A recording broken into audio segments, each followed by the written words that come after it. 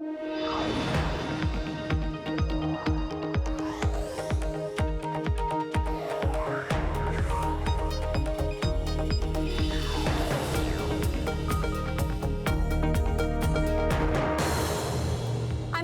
San Francisco, and this is Bloomberg Technology. Coming up in the next hour, the SEC and DOJ subpoena Snap. Did the company mislead investors ahead of its $24 billion IPO?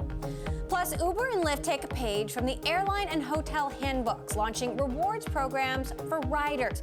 Will it be enough to keep customers coming back? And Facebook and freedom of expression. What is stopping the social network from getting back into China as Google continues to quietly explore re-entry? But first to our top story, shares of Snap plunged Wednesday after the company said the U.S. Justice Department and the Securities and Exchange Commission are looking into allegations it misled investors ahead of its IPO last year. Snap says it is cooperating with both during this investigation. Investors have claimed in a lawsuit that the company didn't disclose how competition from Instagram hurt its growth in 2016. Snap was once a popular app with teenagers and has been on the decline, reporting a drop in users for 2 consecutive quarters and projecting it will lose more in the current quarter. Here now to discuss, we have Bloomberg Tech Sarah Fryer, who covers Snap, and also with us, our Bloomberg IPO reporter, Alex Barinka. So, Sarah, what are the SEC and DOJ actually looking at here? The problem is we don't know. We only know what Snap has told us, which is that it probably has to do something with the competition from Instagram, which, although the company did talk about it during the IPO process, definitely downplayed it. I mean, Alex and I were working on stories about this at the time. They were saying that their Android product was the main problem with the slowdown in user growth. Obviously, the Instagram Stories product, which they copied from Snap, has been a huge factor in Snap's inability to retain people and grow its audience further. Now, the SEC has said they can't comment on an open investigation. There's also this whistleblower lawsuit where the former head of growth also claimed he was misled about how quickly the company was growing. Snap has said the claims are meritless, the IPO disclosures were accurate and complete. But talk to us about how this ties into previous allegations. So there were some allegations that Snap wasn't fully giving people accurate information about its rate of growth. The company's, from what I know from reporting on the road to an IPO was very fast. They had to very quickly go in and figure out how to get all of their accounting set to go public. They did it in a much faster time frame than most companies would. I think that lawsuit, we haven't really come to a conclusion there about whether that whistleblower is correct. But, it certainly does raise questions about this company and how prepared they were to go public and how much they knew about their own visibility into the future of the company's potential success or challenges. Alex, we're expecting Lyft, Uber, potentially even Airbnb to go public next year. Is this a sort of lesson to be abundantly clear and cautious in your disclosures? It is, and the thing that I think about is all of these companies are creating new niches within tech, right? These are new types of consumer tech companies. We don't have a ride-hailing company out there. They do have to kind of grapple with this idea of not only pitching their own company story, but also pitching the story of the industry. And what metrics does that mean? And where is the actual competition? So in the context of this, I think definitely folks will be thinking about what numbers they're putting out there, what kind of picture they're painting, and making sure that they're addressing the questions that investors have. Because to Sarah's point, I remember talking to folks in the room at those investor meetings that Snap did on its roadshow, and everyone said, the elephant in the room is Instagram, but they're pointing to Android. So when I think about what the elephant in the room might be for Uber and Lyft, it's going to be potentially the scooter business. It's going to be potentially folks where they're living. Do they need Uber and Lyft? So all of these ideas that investors will be thinking about might not be what the company has on their mind, but they have to be willing to address these things as they pitch their story. And certainly Facebook has ratcheted up the competition with Snap even since then. Where do things stand in terms of growth compared to Instagram? Well, Instagram Stories, that product that is just a small part of Instagram, has more than double the users of Snap itself. And Instagram overall as a product has more than 1 billion users. That compares to less than 200 million daily users for Snap. It's not a direct comparison because Instagram is talking about monthly users, Snap's talking about daily. But this is a problem that companies will have when they go public. If investors are saying Snap is going to be the next Facebook, right? Well, nobody's really the next Facebook. There's something else, right? And they don't want to tell people that they are at all like Instagram either. And maybe that's a problem when you're going public and you're trying to create a market for your stock by telling people about what they own already. But then afterwards, you're trying to walk that back and say, actually, we're more about messaging, or actually, we're more about content. We're not about social media. Snap has had a real problem trying to make that identity about what Snap is clear to people. And I think still a lot of people at the company don't understand what the future vision for it is.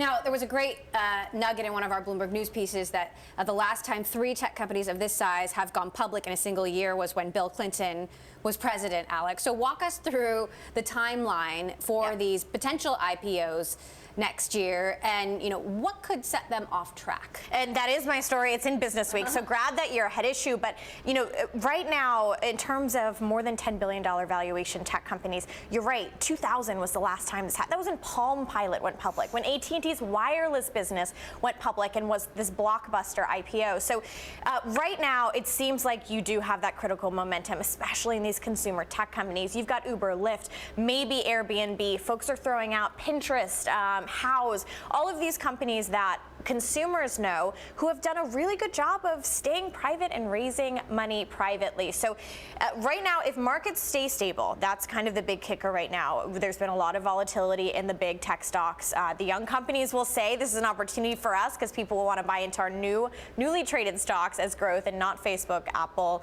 Amazon, etc. But as long as volatility stays low, it seems like next year could be the biggest year for U.S. listings on record, following a really big one for China Tech listing here in the U.S. So all signs seem to point toward a very large year for listings in 2019. We were speaking to an investor earlier this week who indicated that if they go public next year, they could all come out in a group because it really depends on market conditions, and if market conditions are right, they could all go out at once. Is that the case? It could be. It could be. We see a lot of timelines moving up for early 2019. In broader market sentiment, there are some questions around what does the interest rate rise mean for equities? Is there going to be an end of this bull market? So if you're ready to go, then after those full year earnings are in January, you might as well get out the door. So that's what we're looking about, and investors will have some big questions on their hands for which teams they're going to bet on for those newly IPO'd stocks. Question is if they're ready to go. All right, Alex Barinka, Sarah Fryer at Bloomberg, thank you both so much for weighing in here today. Well, Palantir and Morgan Stanley are at odds over the secretive data mining company's valuation. The bank's funds have cut their valuation of a minority stake several times in the last 2 years, estimating Palantir's worth at just $4.4 billion, well below other appraisals. Now, Palantir is attempting to end the squabble. The company reportedly tried to buy back all of its stock held by Morgan Stanley's mutual funds in recent weeks, while Morgan Stanley refused to budge. Morgan Stanley's next quarterly price update is due Thursday. Coming up, Uber has announced a new loyalty program in 9 U.S. cities. This just 2 days after rival Lyft announced its own rewards program. Who's playing catch up? We'll discuss next. And if you like Bloomberg News, check us out on the radio, listen on the Bloomberg app, Bloomberg.com, and in the U.S. on SiriusXM. This is Bloomberg.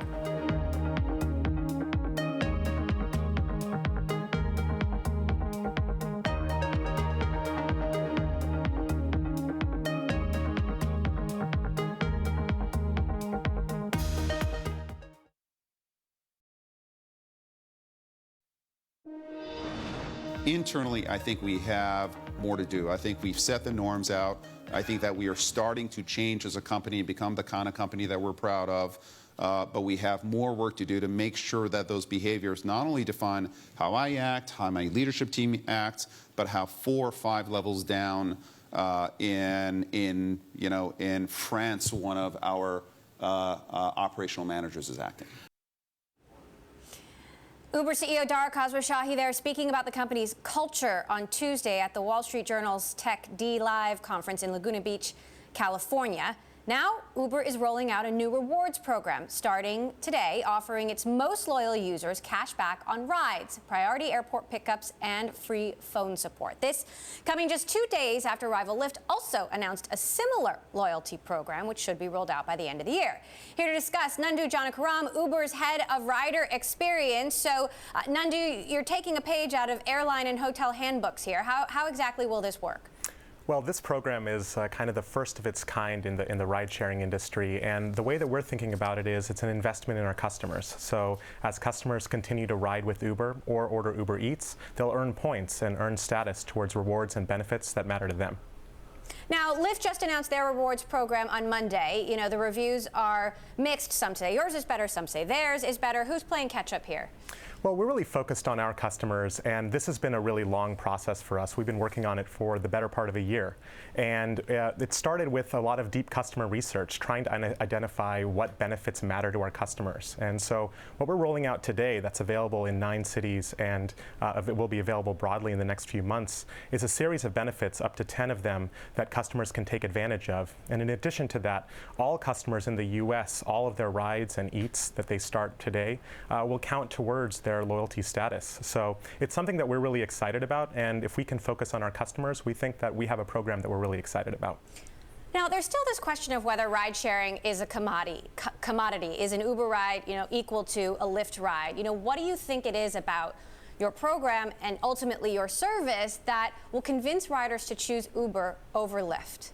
Well, we know we have to earn our customers' trust, and we've been doing a number of product improvements over the last year in order to engender that trust. So, for example, all of the launches that we've had with safety or this Uber Rewards program. And we understand that it's a long journey. We understand that customers have a choice. And from our perspective, if we continue to invest in our customers, we develop a relationship with them, and we deliver the best quality service that we can, we're confident that we can offer the best product for people that need to take a ride in a city or order some food. So let's talk about some of the benefits. You can get cash back. You can, depending on the tier, free cancellations, price protection, priority pickup, phone support, upgrades, no delivery fees on Uber Eats. I want to hone in on the cash back because as I understand it, it's $5 for every $250 you spend, which seems tiny. Well, I think that cashback is certainly an important component of a rewards program, and we found that from our customers. And we actually find that customers, whether they take Uber Pool, Uber X, Black Car, or Uber Eats, do want some form of rewards. But we also think that the $5 cash back is just a component of a full-featured rewards program. And that's why we developed all the benefits that we did. Because as we talk to customers, there's many aspects of ride sharing where people want quality and consistency. So those other benefits that you mentioned, things like priority pickups at airports, price protection between your 2 favorite routes, are also benefits that we hope really resonate with our customers. And we hope that the program as a whole is what really is resonating. So how much business will this drive? And if it drives a lot of business, will that put pressure on already slim margins? Well, it's an interesting question, and to be fair, this is just early days on a program such as this, and we know that this is the first step in a really long journey. But we are confident that the level of investment that we're making in our customers will pay off in the long term, and we feel that if we develop that kind of customer relationship, that our customers will continue to choose Uber for many years to come. The logistics behind this, I imagine, are just immense. Walk us through some of the challenges that you had to get through in order to make this work on the back end. I mean, it certainly sounds obvious in theory, but I imagine it took a lot of time to get to a point where you were ready to roll this out and confident that it would work. That's exactly right. As I mentioned before, we've been working on this for the better part of a year, and the reason why is twofold. First, we had to do a lot of deep customer research to identify benefits that matter for ride-sharing customers. Because this is the first of its kind program, especially in the United States, we need to understand which benefits resonate, and so we did focus groups across the country to understand what matters to customers. But then in addition to that, there's a serious technology lift to deliver some of these benefits to customers, and so we kind of rallied teams from across the company company to all work together under the support of Dara and others to see if we can deliver something that's really full-featured with benefits that hit a whole number of different areas of the ride-sharing and eating experience. And so that's why you see things like priority pickups, price protection, free Eats deliveries, kind of all of it together needed to come together in order to deliver what we think is a full-featured program. 9 cities right now. When will you expand to the rest of the United States, and when do you expand abroad? Well, that's a great question. We are really excited about rolling out quickly in the U.S. So in the next few months, you should expect to see the Uber Rewards program launching in a city for you. And international expansion is absolutely top of mind for us. We are a global company. We have global customers. And so we're going to use these first few months of launching in the U.S. to understand what benefits matter, what benefits are resonating, and then hopefully launch as fast as possible to the rest of the world. Now, there's no question the last year has been very transformative, a year of transition for Uber. How would you, as an employee, describe the change in culture since Dara Khosrowshahi took over? Are things significantly better from your perspective?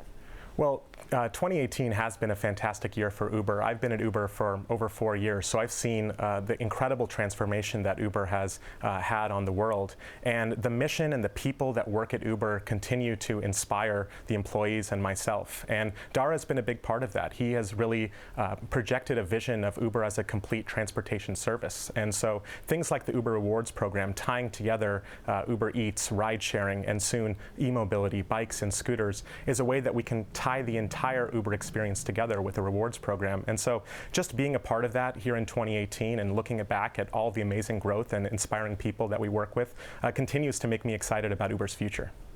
All right, Nandu Janakaram, Uber Head of Rider Experience, thanks so much. Thank you for joining us. Well, as we mentioned earlier, Uber CEO Dara Khosrowshahi spoke on Tuesday at Wall Street Journal's Tech D Live conference, and he mentioned the company is not ready to make a decision on its relationship with the Saudi Public Investment Fund, a direct investor in Uber. Take a listen to this. Until we learn more, we're not in a position to act one way or the other. The act itself was horrible. And we're anxious to learn more, and then we'll talk to our board and we'll decide what the best way forward is. We'll talk about that and much, much more on tomorrow's show with Uber's Chief Legal Officer, Tony West. You don't want to miss it. Well, the airline investing in tech startups. We'll talk about why JetBlue has launched a venture capital arm. And Bloomberg Tech is live streaming on Twitter. Check us out at Technology, and be sure to follow our global breaking news network, TikTok, on Twitter. This is Bloomberg.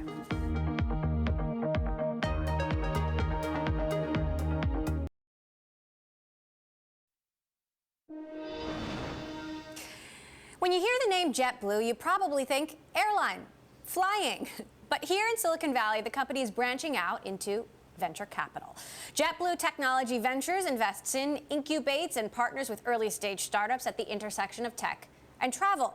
The firm's president sat down with Bloomberg's Scarlett Fu as part of Cornell Tech at Bloomberg's Speaker Series to talk about why an airline needs a venture capital arm.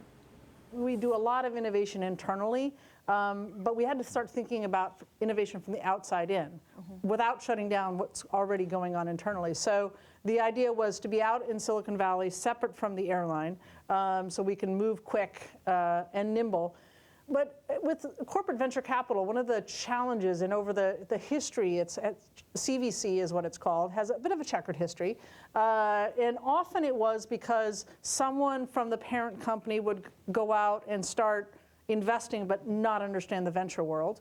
Or someone from venture would start investing but not understand the parent company. And the whole point of corporate venture is strategic investments, and you have to understand both. So what we did is, so I obviously understand the JetBlue in all different departments. So my prior job was head of talent. So I had the wonderful opportunity to hire most of our officers and directors or do promotions. So yes, I even helped Robin promote into the CEO role. I actually hired my boss. I thought you tried to stop that. No. But I did hire my boss as well, Ish Sundaram, who's our chief digital officer. And so I wanted to have someone who would also understand venture. So the idea was moving out to Silicon Valley, and I brought on our managing director, Raj Singh, who has deep connections into Silicon Valley, and fortunately I'm from that area too. So the two of us then built out a team. We've since expanded it. So we have a investing side and we have an operating side. But the whole idea is we invest, and yes, we want to invest for a return, but it's much more about the strategic value to JetBlue. How can we increase revenues, reduce cost, enhance safety, or improve customer service? So that we measure those, and that's how our portfolio works out. And it's in the end, but that nice balance. So a startup, right now, it's easy for startups to get money, relatively easy.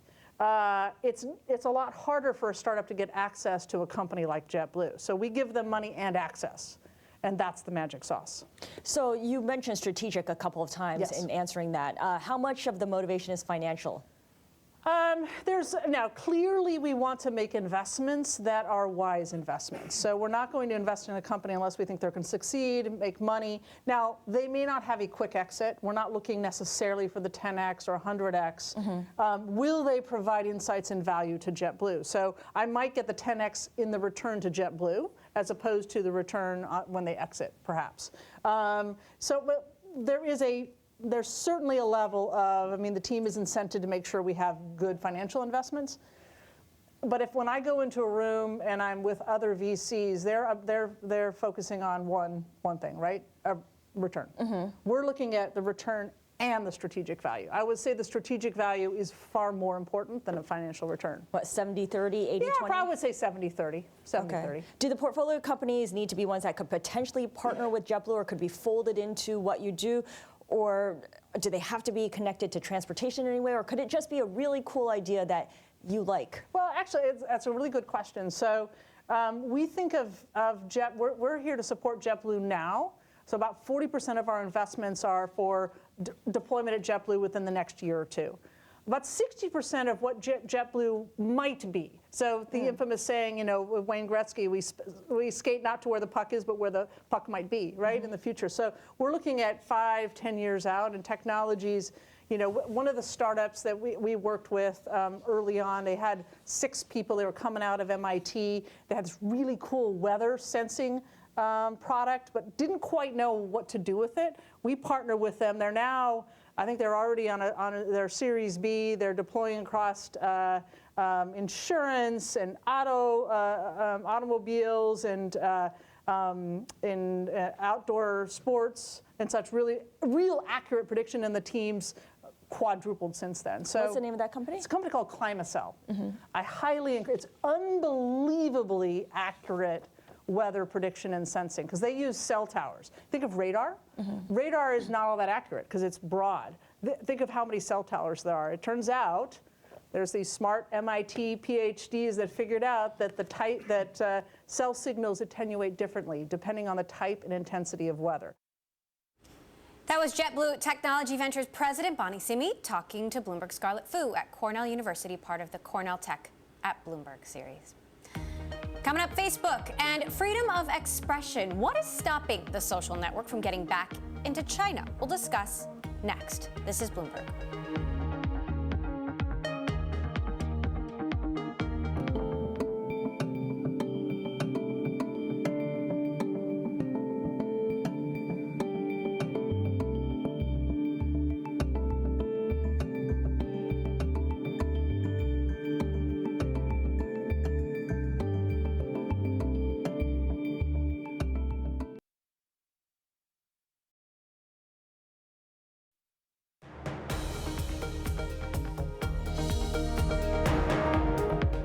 This is Bloomberg Technology. I'm Emily Chang in San Francisco. Facebook has been banned in China since 2009. But if it were ever to return to the country, the company says it would do so in a way that preserves users' rights to free expression and privacy.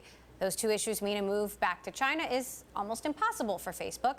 Still, Facebook's biggest competitor in the digital ad business, Google, is considering a return to the country despite a potential conflict with its values. How do the tech giant's futures in China, or lack thereof, stack up? Joining us to discuss from D.C., we have Nwala O'Connor, CEO and president of the Center for Democracy and Technology. And here in San Francisco, Bloomberg Tech Sarah Fryer is back, who covers Facebook. So if Facebook says it returns to China only if it can do so in keeping with its values and free expression in a country where free expression is censored, does that mean the social network going back to China is impossible?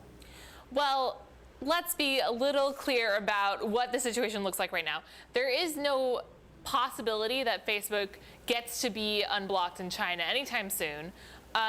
However, the company does have a business there selling ads to Chinese companies that want to reach people outside the country. So they are making money in the Chinese market, a lot of money. And they have tried every once in a while to launch an app there. There was one last year called Colorful Balloons. It didn't do so well, but it was a photo sharing app in China. So they are interested in that market. However, Facebook itself, the main social network, is unlikely to return. Now, Sheryl Sandberg spoke a little bit about this when she testified several weeks ago on Capitol Hill. Take a listen to this exchange with Senator Marco Rubio.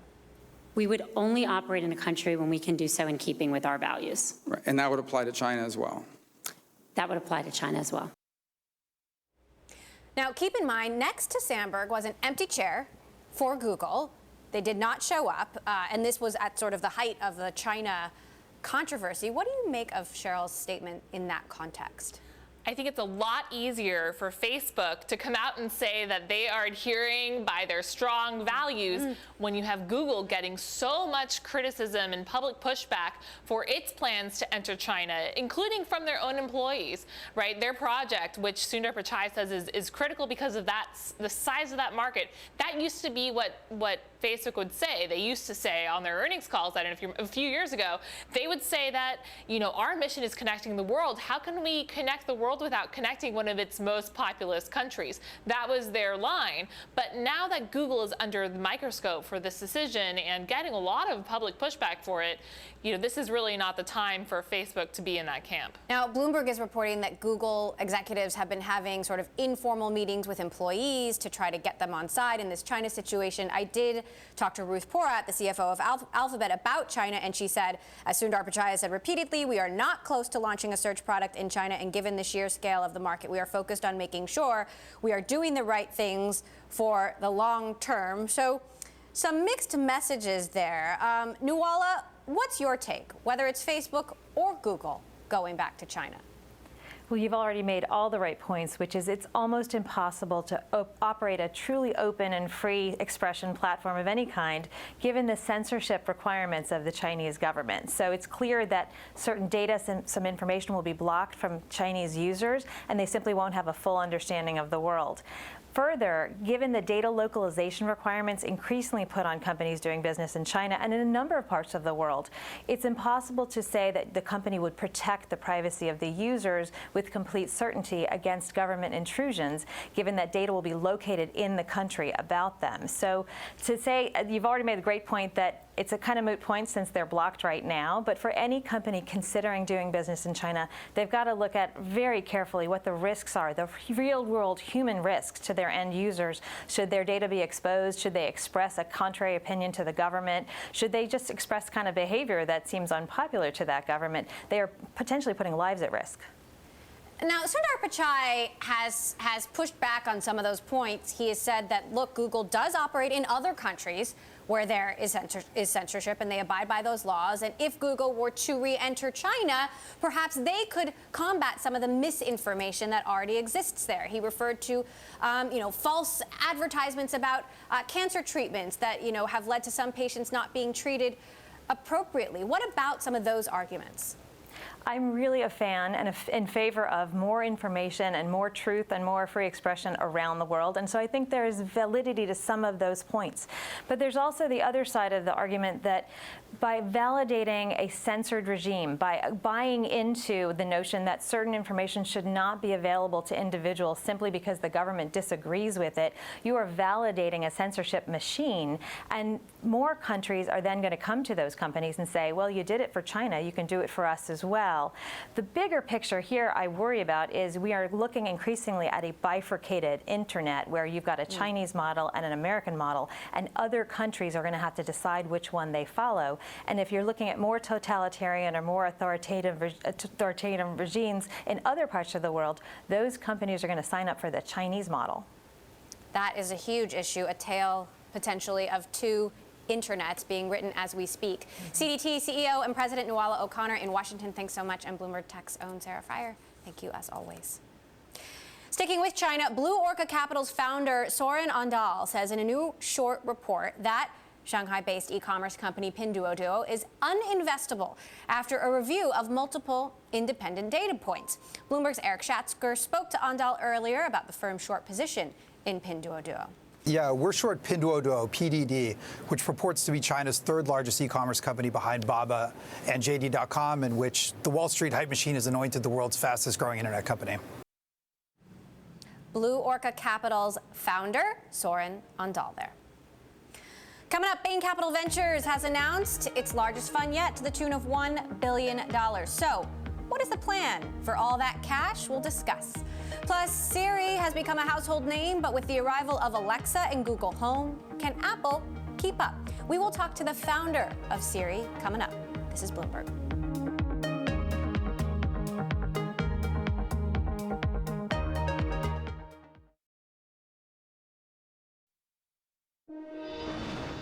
Bain Capital Ventures has raised its largest fund yet at $1 billion. The company is just the latest in a line of once modest venture firms to raise mega funds. Bain's last fund clocked in at $665 million in 2016. Joining us now from our Boston bureau, Scott Friend, Managing Director at Bain Capital Ventures. Scott, thanks so much for joining us. So VC is setting 10, 20-year records, so much money flooding in. How does that impact how you spend it? Deal size, deal volume, et cetera? Well, we're really excited about this oversubscribed new fund, and it's real validation of a strategy that began when we raised our first fund 18 years ago at Bain Capital Ventures.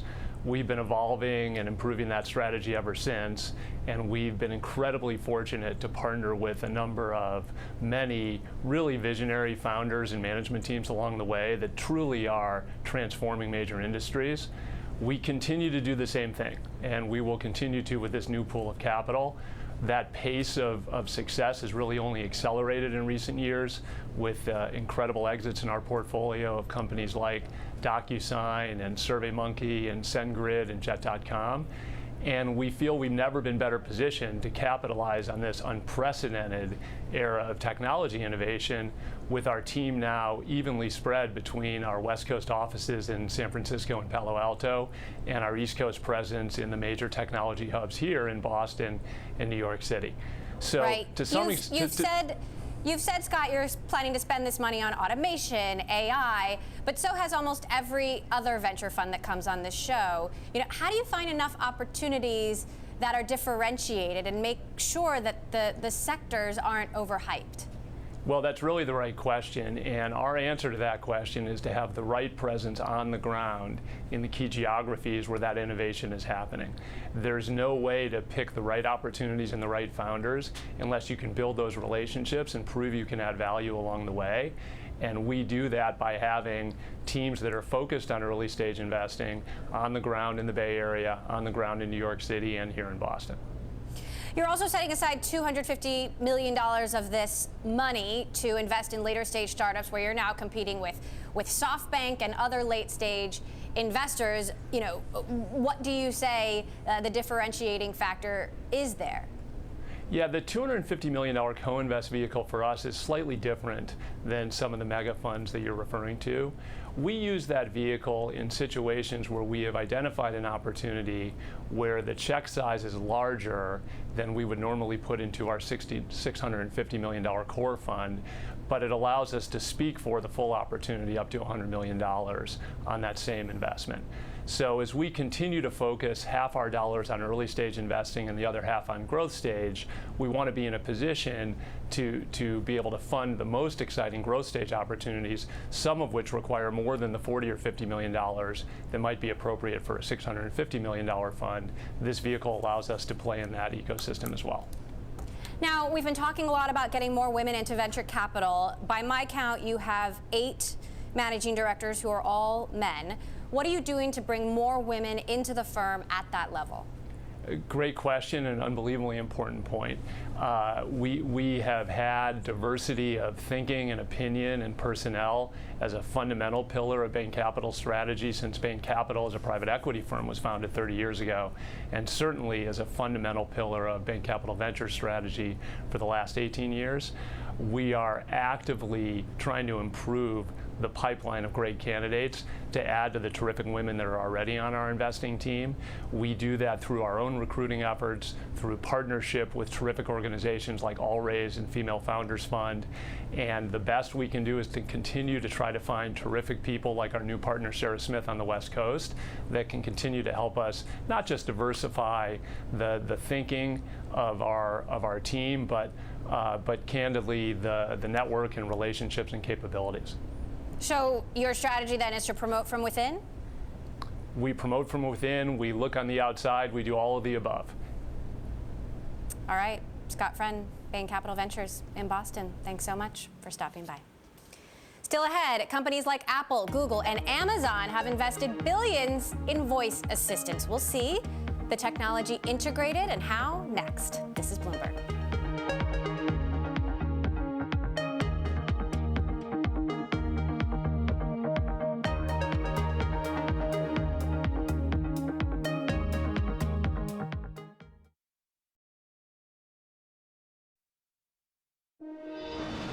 In 2010, Dag Kitlas received a phone call from Steve Jobs. He was proposing a deal to buy the first true automated virtual personal assistant that Kitlas says he had built for $200 million.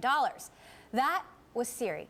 Kitlas agreed to Jobs' proposal, and Siri became the launchpad for an onslaught of voice assistant technology. Today, between Kitlas' Siri, Alexa, Google Assistant, over 50% of U.S. households use intelligent assistants. And Kitlas didn't stop with Apple. He is continuing to lead the voice revolution as CEO and co-founder of Viv Labs, the AI company behind Samsung's Bixby, which just opened to third-party developers. I sat down with Kitlas to talk about Steve Jobs and the future of voice technology. Take a listen. It started out with a phone call. He literally called me out of the blue and said, "We love what you're doing, and could you come over to my house tomorrow? I'd love to talk about it with you."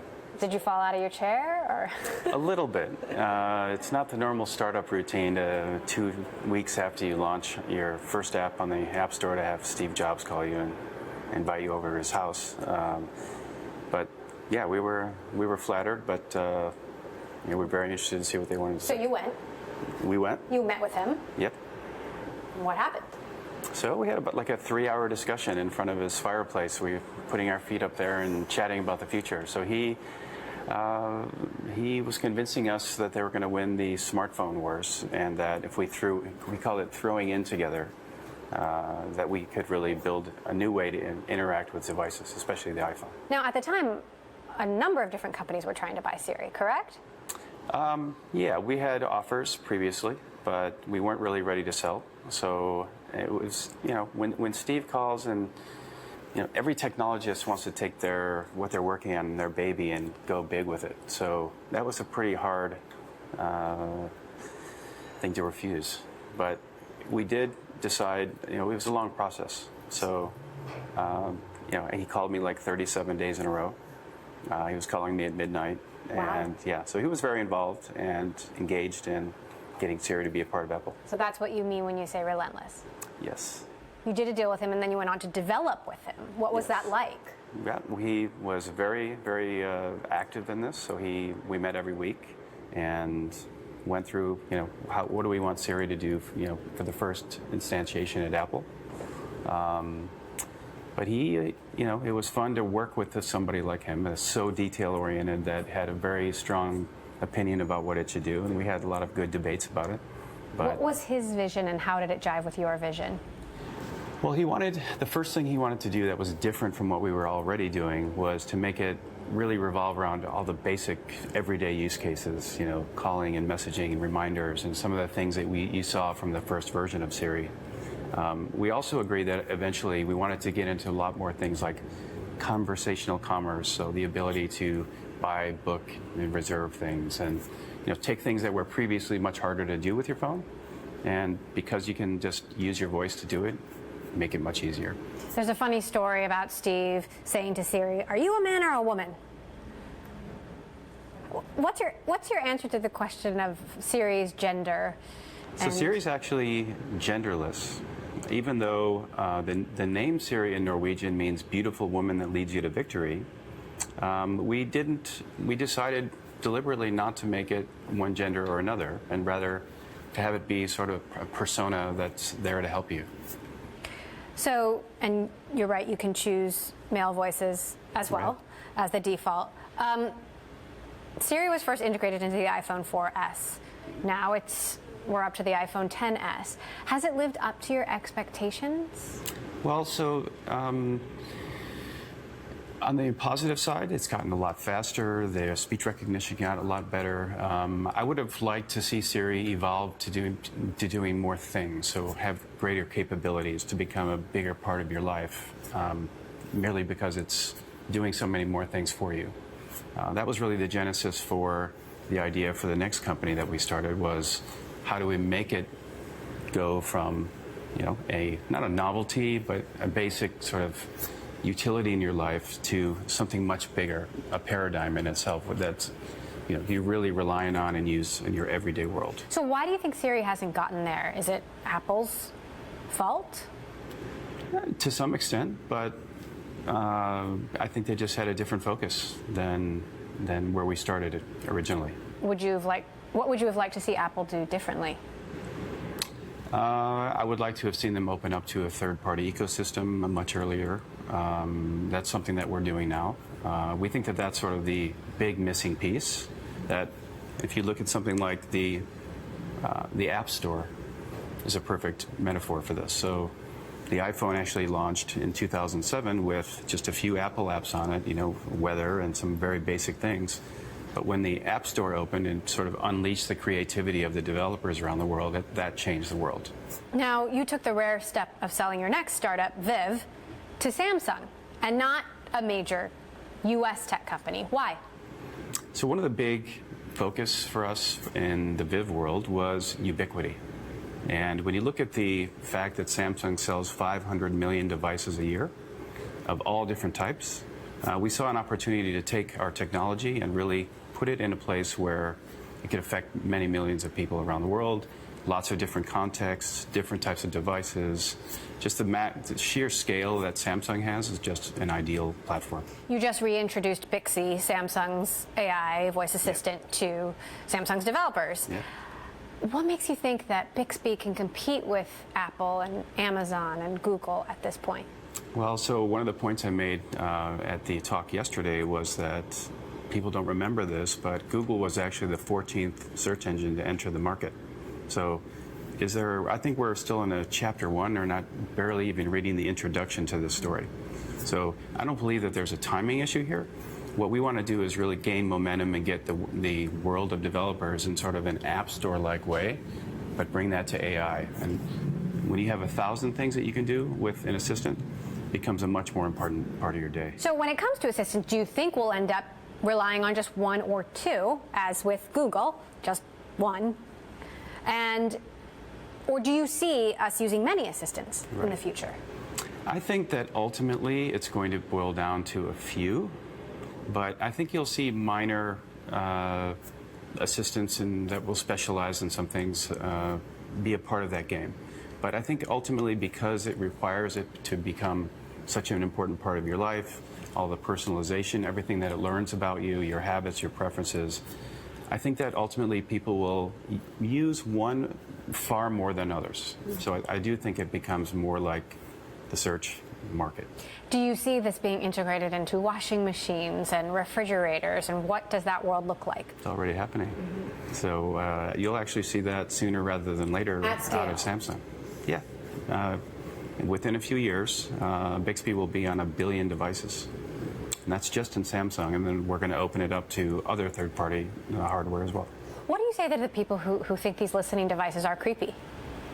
And, maybe they don't want it in their living room. They don't have and they to buy don't trust Apple and Amazon and Google and Samsung not to listen to them when they don't want them to be listening. I would say don't buy them. But the actual, the reality is that all the companies that I've been associated with take the privacy and security aspect of this very seriously. So people have asked me, so is my Alexa listening to me, or my HomePod, or my Bixby?